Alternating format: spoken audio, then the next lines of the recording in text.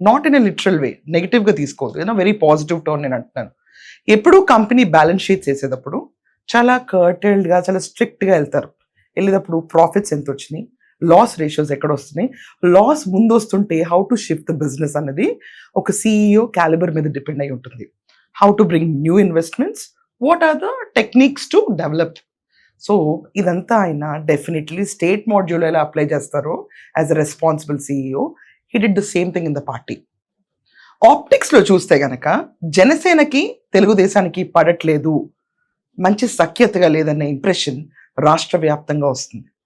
ప్రతి ఒక్క social media అవనండి, main స్ట్రీమ్స్లో అవనండి, ఈ డిబేట్స్ జరుగుతున్నాయి. ఎలా? పిఠాపురం వర్మ గారి ఇన్స్టెన్స్ తీసుకుందాం. బ్యానర్ పైన చంద్రబాబు నాయుడు గారి ఫోటో లేదు, ఇట్స్ అ ప్రోటోకాల్ ఇష్యూ అని దానికి లోపల మాట్లాడుకోవాల్సిన ఇష్యూని తీసుకొచ్చి ఆయన ప్రెస్ ముందు మాట్లాడారు.